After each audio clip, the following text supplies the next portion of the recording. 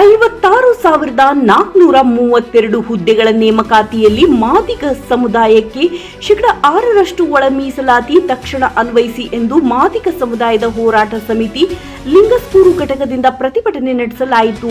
ನಾವು ಮತ ಕೊಟ್ಟಿದ್ದೇವೆ, ಹಕ್ಕು ಬಿಡುವುದಿಲ್ಲ ಎಂದು ಹೋರಾಟಗಾರರು ಸರ್ಕಾರದ ವಿರುದ್ಧ ಆಕ್ರೋಶ ಹೊರಹಾಕಿದರು. 35 ವರ್ಷಗಳ ರಕ್ತಸಿಕ್ತ ಹೋರಾಟಕ್ಕೆ ನ್ಯಾಯ ಕೊಡಿ. ಕಾಂಗ್ರೆಸ್ ಸರ್ಕಾರ ಮಾದಿಗ ಸಮುದಾಯಕ್ಕೆ ದ್ರೋಹ ಮಾಡಬೇಡಿ. ಪ್ರವರ್ಗ ಎಗೆ 6% ರೋಸ್ಟರ್ ಬಿಂದು ಜಾರಿಯಾಗಲಿ. ಸದಾಶಿವ ಆಯೋಗದ ವರದಿ ಜಾರಿಗೆ ಈಗಲೇ ಅಧಿಸೂಚನೆ ಹೊರಡಿಸಿ. ನ್ಯಾಯಯುತವಾಗಿ ನಮ್ಮ ಪಾಲು ಕೇಳುತ್ತಿದ್ದೇವೆ. ಬೇಕು ಬೇಕು ಒಳ ಮೀಸಲಾತಿ ಬೇಕು. ಯಾರಪ್ಪನ ಮನೆ ಆಸ್ತಿ, ಇದು ನಮ್ಮ ಪಾಲಿನ ಮೀಸಲಾತಿ. 35 ವರ್ಷಗಳ ಹೋರಾಟ ಧಿಕ್ಕಾರ ಧಿಕ್ಕಾರ. ಮಾದಿಗರನ್ನ ವಂಚಿಸುವ ಸರ್ಕಾರಕ್ಕೆ ಧಿಕ್ಕಾರ ಎಂದು ಸರ್ಕಾರದ ವಿರುದ್ಧ ಅಸಮಾಧಾನ ಹೊರಹಾಕಿ ಲಿಂಗಸ್ಕೂರು ಸಹಾಯಕ ಆಯುಕ್ತರ ಮೂಲಕ ಸಿಎಂ ಸಿದ್ದರಾಮಯ್ಯ ಅವರಿಗೆ ಮನವಿ ಸಲ್ಲಿಸಲಾಯಿತು. ನಮಸ್ಕಾರ. ನಾಳೆ 5ನೇ ತಾರೀಕು ರಾಜ್ಯದ ಒಳ ಮೀಸಲಾತಿಗೆ ಒತ್ತಾಯಿಸಿ ಎಲ್ಲ ಸಮಾಜದ ಮುಖಂಡರು, ಯುವಕರು, ನಿರುದ್ಯೋಗಿ ವಿದ್ಯಾರ್ಥಿ ಯುವಕ ಮಿತ್ರರು, ಸಮಾಜದ ಎಲ್ಲ ಹಂತದ ಚಳುವಳಿಯ ನಾಯಕರುಗಳು, ಎಲ್ಲ ಪಕ್ಷದ ಮುಖಂಡರುಗಳು ಭಾಗವಹಿಸೋದ್ರ ಮೂಲಕ ಈ ರಾಜ್ಯದಲ್ಲಿ ಏನು ಒಳ ಮೀಸಲಾತಿ ತೊಂದರೆ ಆಗಿದೆ, ಸಂಕಷ್ಟ ಬಂದಿದೆ, ಈ ಸಂಕಷ್ಟವನ್ನು ಪರಿಹರಿಸೋದಕ್ಕೆ ಒತ್ತಾಯವನ್ನು ಮಾಡಲು ನಾಳೆ 11 ಗಂಟೆಗೆ ಐಬಿಯಿಂದ ಮೆರವಣಿಗೆ ಹೊರಟು ಸಹಾಯಕ ಆಯುಕ್ತರ ಕಚೇರಿಗೆ ಮನವಿ ಪತ್ರವನ್ನು ಕೊಡಲು ನಾವೆಲ್ಲರೂ ಒತ್ತಾಯವನ್ನು ಮಾಡ್ತಾಯಿದ್ವಿ. ತಾವೆಲ್ಲರೂ ಕೂಡ ಈ ಕಾರ್ಯಕ್ರಮದಲ್ಲಿ ಭಾಗವಹಿಸಿ ಈ ಕಾರ್ಯಕ್ರಮವನ್ನು ಯಶಸ್ವಿಗೊಳಿಸಲು ತಮ್ಮಲ್ಲಿ ನಾನು ವಿನಂತಿಯನ್ನು ಮಾಡಿಕೊಡ್ತಾ ಇದ್ದೇನೆ. ಎಲ್ಲರಿಗೂ ನಮಸ್ಕಾರಗಳು. ಪರಿಶಿಷ್ಟ ಜಾತಿಗೆ 15% ಇತ್ತು, ಪರಿಶಿಷ್ಟ ಪಂಗಡಕ್ಕೆ 3% ಇತ್ತು, ಮತ್ತು 32% ಹಿಂದುಳಿದ ವರ್ಗಗಳಿಗೆ ಇತ್ತು.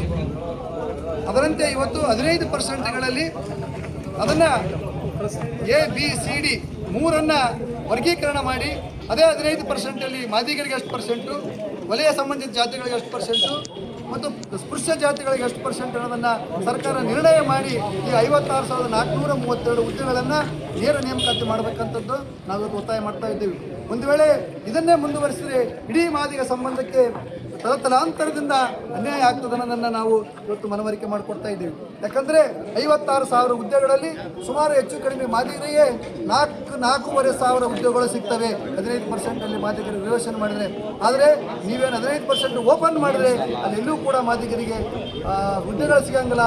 ಇಡೀ ಮಾದಿಗ ಜನಾಂಗ ಇವತ್ತು ಶೋಷಣೆಗೆ ಒಳಗಾಗ್ತದೆ.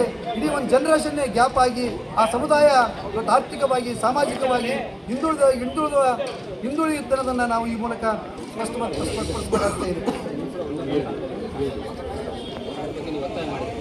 ಸರ್ಕಾರದಲ್ಲಿ ಈ ವಿಚಾರವನ್ನು ನಾವು ಕೂಡ ಹೇಳಿದ್ದೀವಿ. ಇವತ್ತಿನ ಸರ್ಕಾರ ನಮಗೇನು ಚುನಾವಣೆಯಲ್ಲಿ ಕಾಂಗ್ರೆಸ್ ಸರ್ಕಾರ ಭರವಸೆ ಕೊಟ್ಟಿತ್ತು, ಒಳ ಮೀಸಲಾತಿಯನ್ನು ಜಾರಿಗೆ ತರ್ತವೆ ಅಂತೇಳಿ. ಇವತ್ತು ಪರಮೇಶ್ವರ್ ನಾಯಕತ್ವದಲ್ಲಿ ಒಂದು ಕಮಿಟಿಯನ್ನು ಮಾಡಿ ಅದನ್ನು ಒತ್ತಾಯ ಮಾಡಿದರು.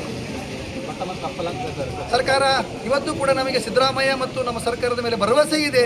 ಈ 15%ನಲ್ಲಿ ಒಳ ಮೀಸಲಾತಿಯನ್ನು ಜಾರಿಗೊಳಿಸ್ತಾರೆ. ಇವತ್ತಿನ ಕ್ಯಾಬಿನೆಟ್ನಲ್ಲಿ ನಮಗೆ ಅದರ ಅನುಕೂಲ ಆಗ್ತದೆ, ನಮ್ಮ ಪರವಾದ ನ್ಯಾಯ ಬರ್ತದಂತ ವಿಶ್ವಾಸ ನಮ್ಮೆಲ್ಲರಿಗಿದೆ.